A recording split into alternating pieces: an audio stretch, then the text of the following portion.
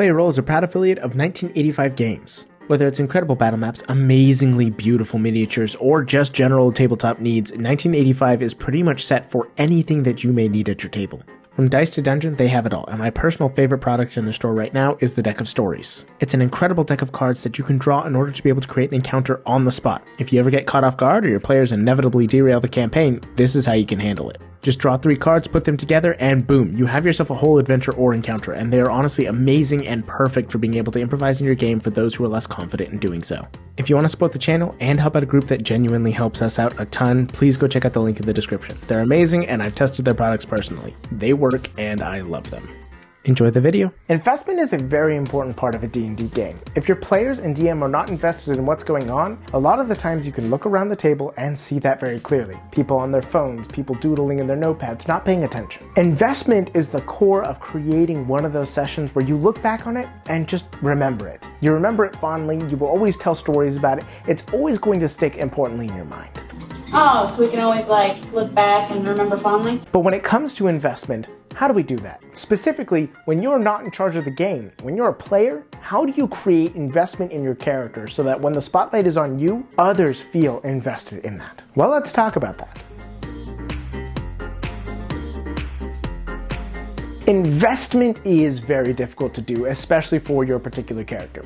To be able to get everybody at the table who is there to play their character and tell their story to be focused on your story can be very difficult, especially with people who aren't really in the sort of theater community. No offense to people who play D&D, you can play in all sorts of different ways, but people, well, specifically theater kids, can do such a good job at being invested into other people, but that's because, they're trained to do it. They've gotten used to it. Whether it's a hobby or a profession, they know how to make somebody else shine. It's part of being on the stage. But it can be difficult to get just, your average Joe to be able to do that. Or even if you are playing with theater kids, they may be too focused on themselves. The point is, getting another player at the table to be focused on your character can be really difficult. So how do you do it? Well, I'm going to start with my first tip, and it's probably immediately going to be a little bit of a cop-out, but bear with me here. Invest in their characters. I know, it just sounds like, we all have to be invested in each other's characters. Well, we do, but this really is a core part of getting them to be invested in yours. Think about it this way. Anytime you've watched a TV show and you started to get really invested in it, why did you start to get invested? Because you started feeling for characters or the story.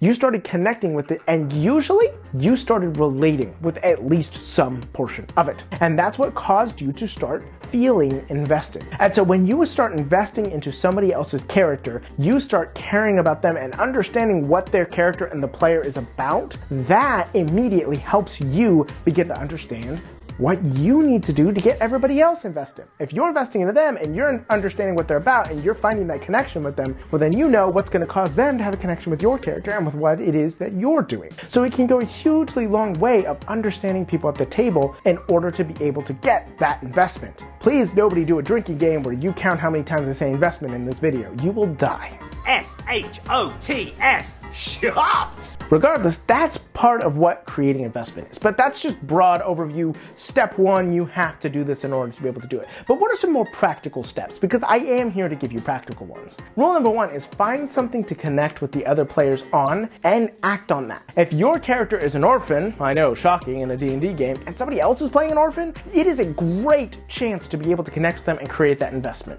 Go up to their character and talk about their past. Talk about what it is that you both have been through. Find that connection with them. Start to create a bond. Your profit on a mere $6,000 investment would be upwards of $60,000. A lot of the times in TV shows, characters will die and people don't care. And why do they not care? Because you never got a chance to get to know that character. But if you got to know that character and you got to feel for them and then they die, it hits in the gut in a different way because you know what they were about, you know what they stood to lose. And so if the other characters know what your character stands to lose, it becomes so much easier to invest.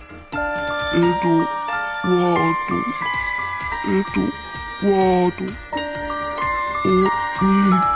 Additionally, if you can learn to connect with those other players, then when something happens to you, it's probably also happening to them, or at least on some level they are feeling it and feeling that sentimental connection. And so the investment begins to come. Another thing I would suggest doing is finding something a little bit mysterious or sentimental for your character to do. During a long rest, maybe you go read a book, or you're always tinkering with this music box, or you're always doing this specific ritual. Make sure to mention it. Say, DM, I'd like to do this. Nothing big. It doesn't have to be a huge secret that your character holds, but it is something that you keep doing and begins to create a consistent pattern with your character. And it means that something about it makes them want to rely on it, and it makes all the other people at the table start to focus on your character and wonder why it is that you're doing that. And if you're in a roleplay heavy group, probably somebody's eventually going to ask you about it, and I would recommend not being cagey about it whatsoever. Be honest, be genuine, play in character, but tell them why it is you're doing those things. Oh, I have this book because, well, it was the last thing that my mother gave me before she passed away, and so I read it every night to remind myself of her. I don't even read the words anymore, I just sort of hold it in my hand and it gives me comfort. Or I tinker with this music box because it's something that I was building for one of the people at my past orphanage. They got adopted before I ever got the chance to give it to them, and I never did manage to get it to work, and so I just kind of tinker with it every night, hoping that maybe one day when I fix it, maybe I get to see them again. It's something simple, something vague, but it can really create that investment and the feeling of understanding of why your character's doing things, which leads into the third point,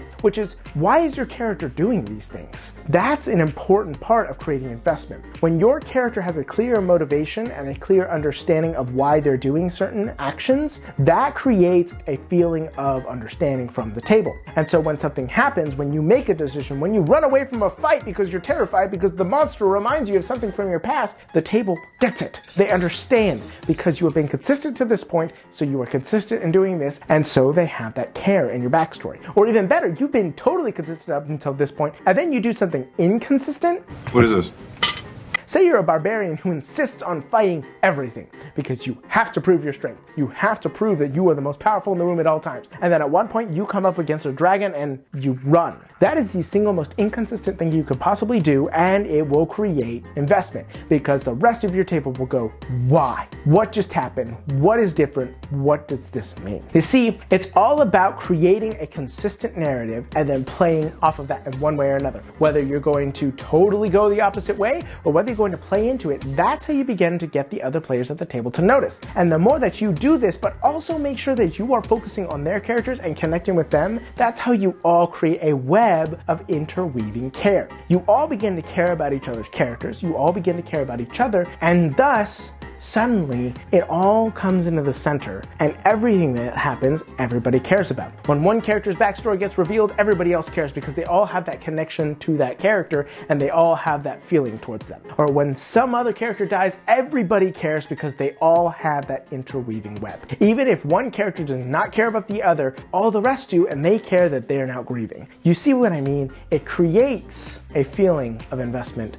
so long as you are all focusing on investing on each other while giving each other reasons to invest in you. Don't assume they're just going to. You have to give them a reason to. That is a hugely important portion of it. And if you could do that, you should all be able to have a absolutely fantastic game at your table. So go out into the world, make it your own, you beautiful bastards. Don't forget to have a great day, and never forget to play a role. A huge shout out to all those divine bastards over on our Patreon that helped make this video happen. I'd also like to take an additional very personal thank you to BKBW, Diet Blue, Duplicolor, Malcadil, I hope I pronounced that right, Sassy Cat Productions, Sorit, Supreme Court, Tin Eye, and Void Mystic. We wouldn't be able to do what we do without our patrons, and we are very thankful for your continued support. You guys are the absolute best, and I will never take your support for granted.